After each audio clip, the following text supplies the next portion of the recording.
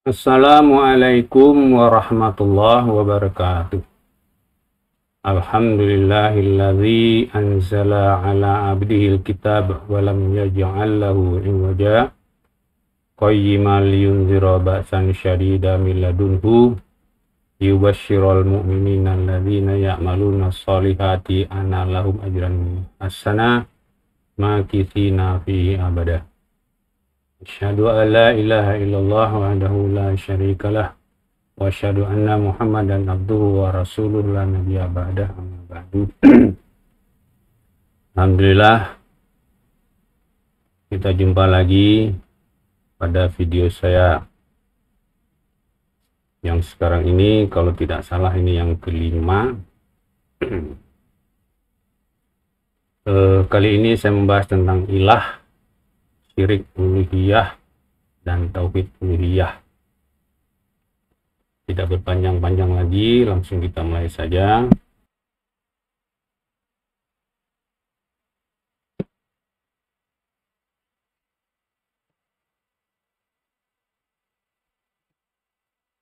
Ilah,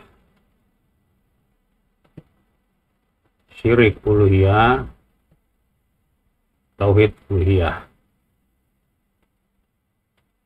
Ilah ini diterjemahkan juga Tuhan, sama seperti Rob. Nah, itu saya tidak terjemahkan. Ilah ini adalah kata yang dipakai di dalam kalimat syahadat.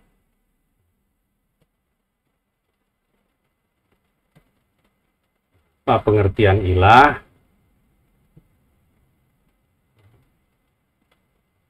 Ini sebagaimana Rob waktu itu, ilah juga ada mufrad, tunggal, ilahun, musanaknya atau dua, ilahani. Apabila ada kata sebelumnya yang mengakibatkan baris bawah menjadi ilahaini, dan jamaknya alihatun.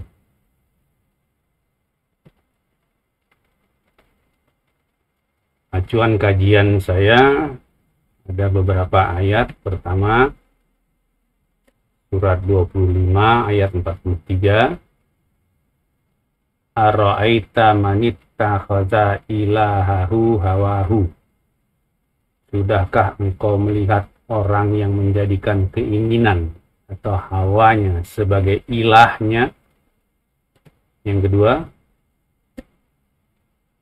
surat 45 ayat 23. Afara'aita manittakhadha ilahahu hawahu. Maka pernahkah kamu melihat orang yang menjadikan keinginannya sebagai ilahnya? Ini kelebihan A ini pernahnya. Dari dua ayat ini kita lihat bahwa keinginan itu bisa jadi ilah. Kalau kita terjemahkan ilah sebagai Tuhan, bisa menjadi Tuhan. Jadi ilah itu tidak hanya berwujud benda atau sosok seorang gitu, tidak. Keinginan pun bisa menjadi ilah. Jadi pada dasarnya ilah itu kalau bukan Allah, ya keinginan. Jadi macam-macam bentuk keinginannya. Yang ketiga, surat 16 ayat 51. Wa qalallahu la tattakhidhu ilahaini itsnain. Dan Allah berfirman, janganlah kalian mengambil dua ilah.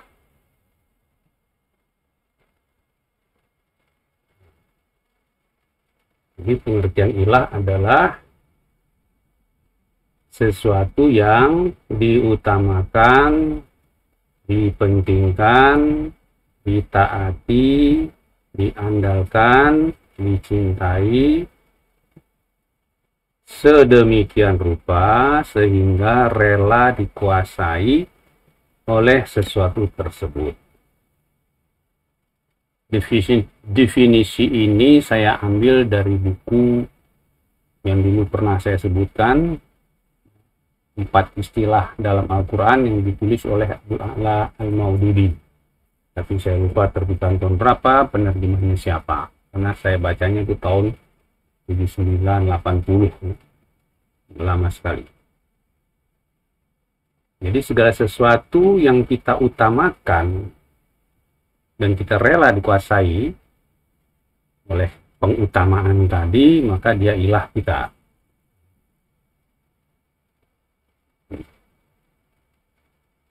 Kita teruskan dulu ya, ini pengertian ilah ya. Jadi ada 5 sikap gitu ya. Ini salah satu atau lebih dari satu atau kelima-limanya. Kalau kita rela dikuasai oleh sesuatu tadi, maka itu ilah kita. Sekarang kita masuk syirik uluhiyah. Syirik uluhiyah adalah sikap mengutamakan, mementingkan, menaati, mengandalkan, menyintai selain Allah setara dengan atau lebih dari mengutamakan, mementingkan, mentaati, mengandalkan, mencintai Allah. Misalnya, kalau kita meyakini bahwa yang menentukan karir kita di kantor itu adalah atasan kita, lalu kita mengutamakan dia, walaupun yang diperintahkan itu bertentangan dengan perintah Allah, dan kita rela dikuasai olehnya, maka itu adalah ilah kita. Jadi seseorang bersikap syirik uluhiyah apabila dia sudah meyakini, walaupun tidak selalu ya, tidak selalu. Nah, seperti iblis, dia meyakini bahwa yang menentukan segala sesuatu adalah Allah, yang maha kuasa adalah Allah. Bahkan dia minta kepada Allah agar dipanjangkan umur, tapi yang dia utamakan adalah keinginan dia. Dia tidak mau sujud kepada Adam, maka Allah sebut dia kafir.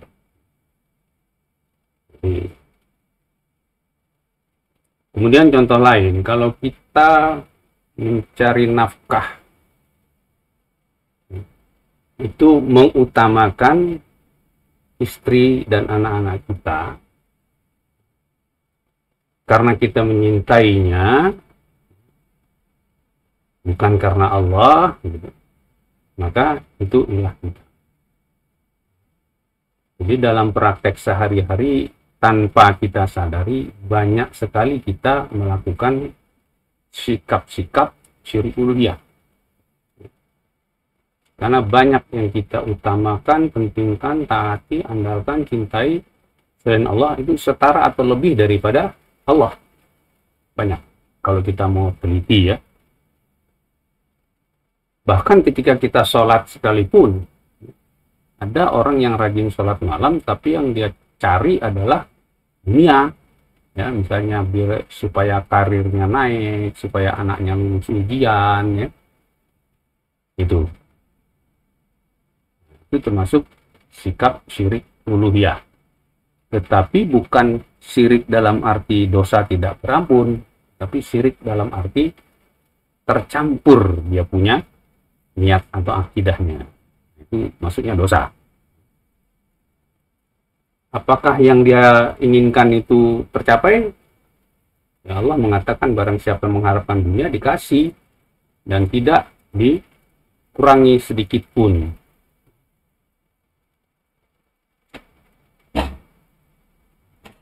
Bentar saya cari ya.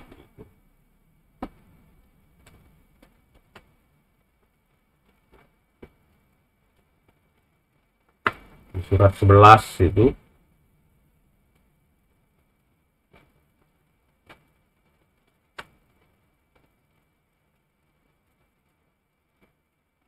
Surat 11 ya, surat Hud ayat 15. Allah berfirman, A'udzu billahi minasyaitonir rajim. Man kana yuridul hayatad dunya wa zinataha nuwaffi ilaihim a'malahum fiha wa hum la yubkhasun. Ayat 16-nya, Ulaikal ladzina laisa lahum fil akhirati ilan nar wa habita ma sana'u fiha wa batilum ma kanu ya'malun. Barang siapa yang menghendaki kehidupan dunia dan perhiasannya, pasti kami berikan penuh atas pekerjaan mereka di dunia, dan mereka di dunia tidak akan dirugikan. Itulah orang-orang yang tidak memperoleh di akhirat kecuali neraka. Dan sia-sialah di sana apa yang telah mereka usahakan, dan terhapuslah apa yang telah mereka kerjakan. Jadi kalau kita melaksanakan ibadah-ibadah ritual karena mengharapkan dunia, maka pada saat itu ilah kita bukan Allah. Allah bilang, ya dikasih dunianya, tapi di akhirat tidak dapat apa-apa. Sikap yang kedua adalah lawan dari syirik uluhiyah tadi, tauhid uluhiyah. Mengutamakan, mementingkan, menaati, mengandalkan, mencintai Allah lebih dari yang lainnya. Kita cinta pada istri kita, cinta pada anak kita, cinta pada suami kita, tetapi kalau sudah mereka menginginkan yang Allah tidak kehendaki, tidak kita penuhi. Karena Allah lebih dari segalanya. Nah, salah satu ciri orang yang beriman, nanti dalam kajian tentang ciri mukmin saya bahas agak panjang lebar. Salah satunya itu Allah sebutkan di dalam surat Al-Baqarah, surat kedua ayat 165. Ayat 165. Allah berfirman, A'udzu billahi minasyaitonir rajim. Wa minan nasi may yattakhidhu min dunillahi andada yuhibbunahum ka hubbillah walladzina amanu asyaddu hubbalillah. Dan di antara manusia ada yang mengambil tandingan-tandingan selain Allah. Mereka mencintainya sebagaimana mereka mencintai Allah. Dan orang-orang yang beriman amat sangat cintanya kepada Allah. Jadi walaupun kita mencintai Allah, tetapi ada lagi yang kita cintai sama dengan cinta kita kepada Allah, maka kita belum termasuk orang yang beriman menurut saya tadi. Jadi kita waspadai diri kita, kita cermati diri kita. Adakah yang saya cintai ini lebih atau setara dengan cinta kepada Allah? Itu tahunya ketika harus memilih antara Allah dengan selain Allah tadi. Mana yang kita dahulukan? Misalnya kita punya mobil baru, ya, lagi asik ngurus mobil itu, entah apa yang kita atik gitu, terdengar azan, terus perasaan tanggung terus ya, azan zuhur misalnya, kan jam 1 masih bisa sholat. Ini contohnya ya. Jadi ada yang lebih kita utamakan daripada Allah. Walaupun ada kasus-kasus tertentu yang justru Rasulullah suruh didahulukan. Misalnya, apabila makanan telah tersedia dan tiba waktu sholat, makan dulu. Oke, kita lanjutkan.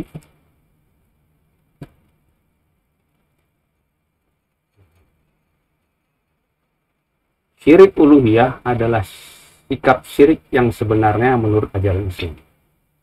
Ya, kalau syirik rububiyah itu syirik dalam kajian tauhid. Ya.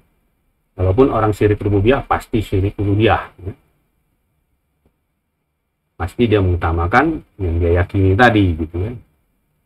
Jadi syirik uluhiyah ini adalah syirik yang sebenarnya. Karena kalimat tauhidnya adalah la ilaha illallah. Jadi kalau ada ilah selain Allah, ya syirik. Gitu ya. Dan tauhid uluhiyah adalah sikap tauhid yang sebenarnya menurut ajaran Islam.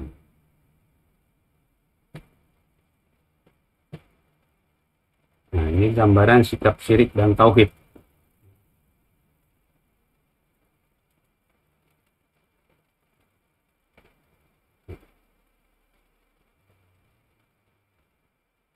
Garis tegak ke atas, panah ke atas itu kadar mengutamakan.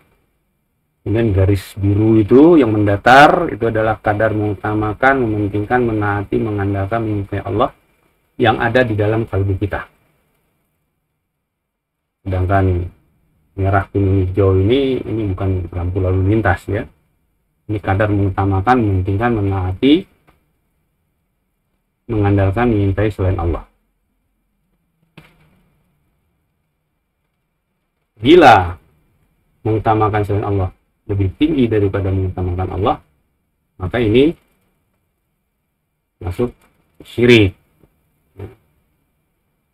Atau kalau setara, ini juga syirik.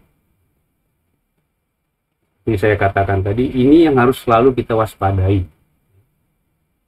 Sehari itu mungkin ratusan kali kita harus cek di hati kita ini. Apa yang saya kerjakan ini dalam rangka mengutamakan Allah atau bukan? Yang saya tinggalkan ini dalam rangka mengutamakan Allah atau bukan? Karena pernah saya dengar di kampung saya dulu ada seorang ibu nyuruh anaknya menyapu halaman. Nah, sapu halaman itu malu dilihat orang. Nah, jadi dia malunya dilihat orang, bukan malu dilihat Allah. Dia tidak bilang, nah sapu halaman itu, Allah tidak suka kotor-kotor. Nggak ngomong gitu dia. Dan banyak di antara kita yang kalau mau pergi keluar rumah, ya pakaiannya diperhatikan sedemikian rupa. Kenapa? Nanti malu dilihat orang. Tapi ketika pergi sholat, pakaiannya malah kadarnya gitu ya, nggak malu dilihat Allah. Ini sikapnya sikap syirik. Lebih mengutamakan manusia daripada Allah. Kita banyak yang begitu. Imam sholat, ketika baca jahar, Al-Fatihahnya panjang. Ketika sir, itu saya masih iyyaka na'budu wa iyyaka nasta'in, sudah ruku.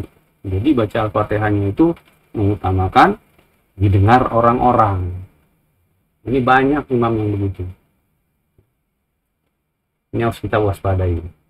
Ini semua adalah pengotoran kalbu. Dosa-dosa kecil yang tidak kita sadari.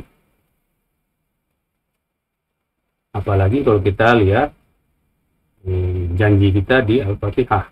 Iyyaka na'budu wa iyyaka nasta'in. Hanya kepada Engkau kami mengabdi dan hanya kepada Engkau kami mohon pertolongan. Kita mengabdinya kepada keinginan dan minta tolongnya kepada selain Allah. Baru belakangan sama Allah. Misalnya kita lupa naruh kunci mobil, gerabak-gerubuk nyari ke sana kemari, tanyain siapa yang ada di rumah. Sudah nggak ketemu baru nanya sama Allah, ya Allah tadi saya naruhnya di mana? Kangen Allah. Jadi mengutamakan selain Allah ini. Kasus-kasus seperti itu banyak tapi tidak kita sadari.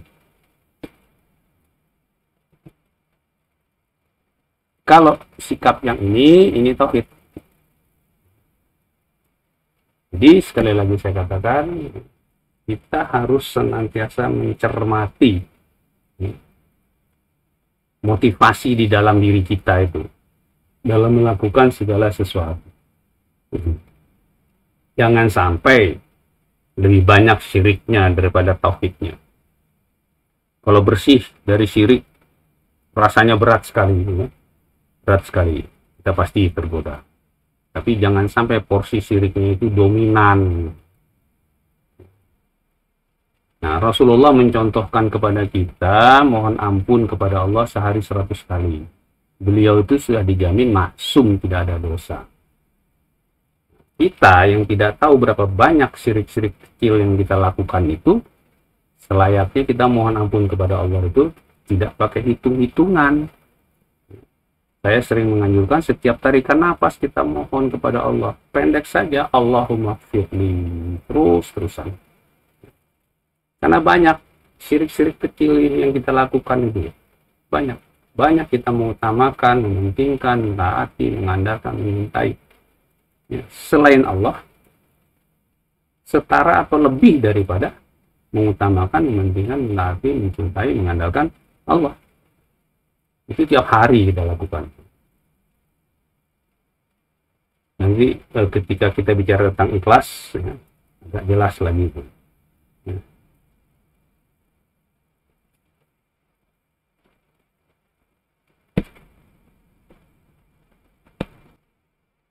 Saya kira itu yang bisa saya sampaikan pada kesempatan kali ini. Jadi ilah, syirik uluhiyah, dan tauhid uluhiyah. Semoga ini bisa mengubah kita untuk lebih mewaspadai motivasi kita dalam melakukan segala sesuatu. Sehingga secara bertahap syirik-syirik kecil di dalam kalbu kita itu berkurang dan Allah membantu membersihkannya. Saya kira itu yang bisa sampaikan. Kalau Anda ingin terus mengikuti video-video dari saya, silakan di subscribe bagi yang belum. Kalau Anda menyukai materi ini, silakan di like. Dan kalau Anda menganggap ini perlu disebarluaskan, silakan di share. Sekian saja, saya akhiri dengan doa kafaratul majelis. Subhanakallahumma wa bihamdika, asyhadu an la ilaha illa anta, astaghfiruka wa atubu ilaik. Wassalamualaikum warahmatullahi wabarakatuh.